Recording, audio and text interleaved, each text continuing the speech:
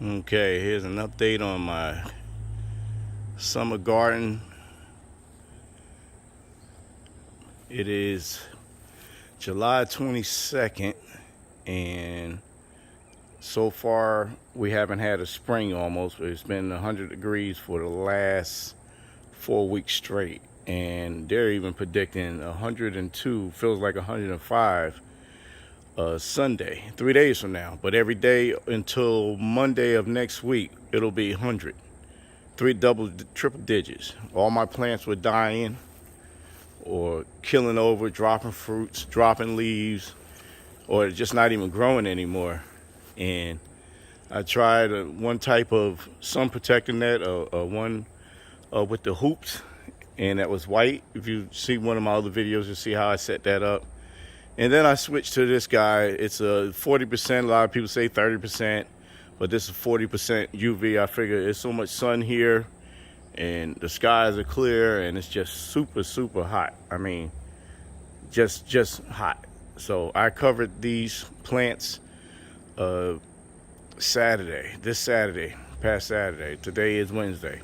And in 3 days, it has made a big difference. All the leaves have turned green under there, and plants just started growing. I think they think it's springtime. When you go up under there, you can feel the coolness.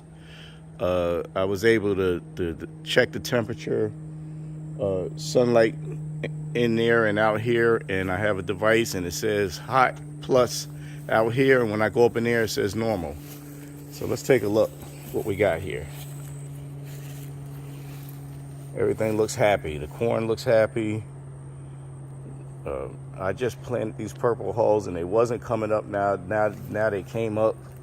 Those are pink eye purple hulls, and they look very happy. My Valencia peanuts, they look very green and happy, and they're starting to produce more shoots.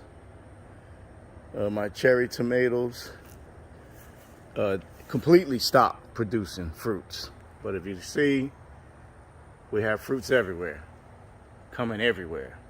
I mean, this plant was bearing, didn't have any fruits, and there's just fruits everywhere, you know. Oh, that's one of my pepper plants. They start to actually get bushy. They was almost down to no leaves at all. I have another tomato plant here, and it was just turning for all different colors other than the color it should turn. But now we have plenty of potential, even all the way to the top. Everywhere has potential, you know, possible tomatoes. And I found under here it has some jewels hitting. We got a couple of jewels hitting right up under here, 2 of them, look at that. And it got 3 here, 1, 2, and around here, it's around here, 3. So everything is starting to produce. I added some different type of zinnias to attract some pollinators. You notice I got some mushrooms in there. Let me know my soil is very happy. More peppers. You know, all the stuff I'm showing you should struggle in this 100-degree weather, but it's almost like I made a springtime greenhouse. There's that's a beefsteak tomato, and it's starting to get bigger. Although, let's see if I can find it. There she go. Although it's only one, but that plant was dying. All 3 of those plants, all 3 of those are beefsteak tomatoes. They all were dying. And when I planted them, I moved them to those containers the day before I put this cover up, and I gauged them all, and they all went higher than this level right here. Neither one were higher than this level, and they've all outgrew those levels and are shooting out the top. And these were the first victims of the heat. They were the cream type purple hull, bush type. They started out really good. They started out almost like that Those are knuckle purple hulls. But they started out like that, and then, I mean, that sun just killed them. And so that corn also just stopped growing. I intermixed them. That was an experiment. Again, I'm new to this, so I'm learning and teaching myself as I go. There's some more zinnias. This tomato plant is designed to grow inside of a pot. So I took it out of the pot it came in and put it in that small bin. But it's flourishing. They got a bunch of tomatoes right there, and a couple up here, and there might be one or two in the back, but I'm not sure. Pepper plants. I had one baby pepper somewhere. I think it's on one of the plants back here. Yeah, there it is right there. I'm thinking about taking that off this weekend. That way that plant could start producing more peppers. This plant here, this bin here has so many tomatoes. I mean, I meant pepper. Sorry, y'all. This thing has so many peppers in there. I mean, they're just hitting all in the bushes. See that? Peppers everywhere. And it's just happy. So this thing's just been happy since I moved it out of that heat. It's just peppers everywhere under here. I think this one has one. Let me see. Let me film this better. This thing has 1, 2, 3, 4, 5, 6 peppers on that one plant alone. There's 7, 8. It's another plant. 9, 10, 11. This pepper here don't look too happy, but it's healing itself. It was worse than that, and it's just starting to fill in. 12. That was a result of the heat also. Some more zinnias. Okay, here's another purple hull bed I did, and it was full of purple hull.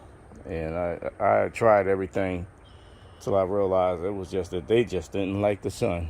So a couple of them will try to come back, but they're not. I don't know. I probably give up on them.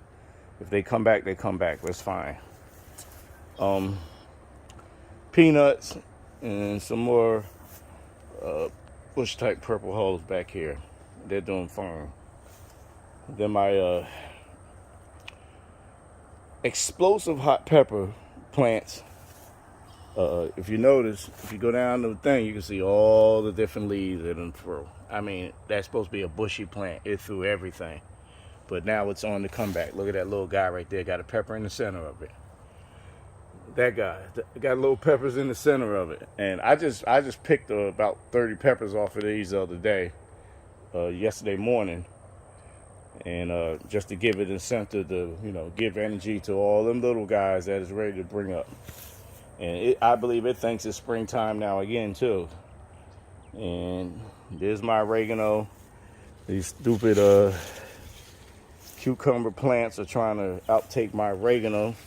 But I keep them under control. My cucumber plants haven't grown any yellow leaves yet.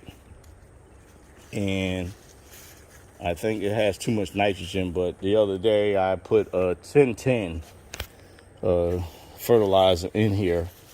And we'll see what happens. I can go to the joints, and I do see something that can be a flower. It's either a flower or it's a sucker, but I don't know yet, so I haven't messed with them. And they all have that. So if anybody knows definitely whether they're a flower or a sucker, leave a comment and let me know. But they're actually starting to grab on. See the tendrils? They're starting to grab on. I think that's amazing. It's almost like it's an alien plant. It's alive. Look at that. These are new because those tendrils.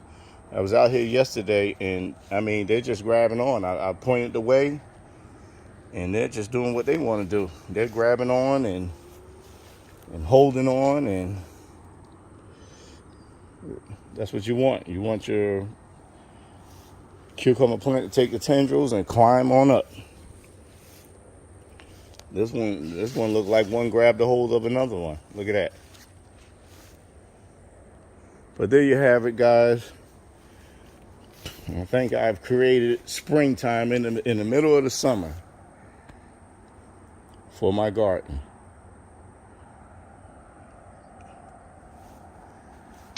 Okay, that'll be it for now. I'll give another update in about a week, and we'll see how these guys have done. Oh, I passed the watermelon. Sorry. The watermelon is actually doing good. The watermelon, they came up, and all of them just stayed dormant. It was not growing at all. So I'm looking at the height. That one has gotten higher.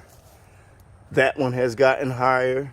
That one has gotten higher. They all have gotten higher. And then now they're all starting to have the little tendrils also. And I noticed that last night. Look at that. So they weren't doing anything, just tendrils. And those are purple holes right down the middle. Hopefully everybody is happy being planted together as companion plants. And I got these zinnias in here hoping to attract some more pollinators. And that's it for the tour for today. We will see. The wind has blown a couple of times, and these they swing back and forth freely, so the wind doesn't seem to be hurting at all.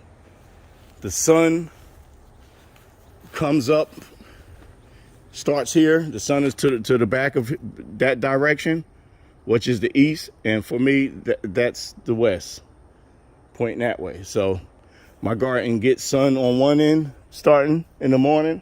The sun goes across, and it sets on the other end behind that fence right there. So I got full sun all day long, and everybody seemed to be happy. Okay, thanks for watching. Like and subscribe, and leave comments if you have any information that will help me continue this endeavor of becoming the mad gardener.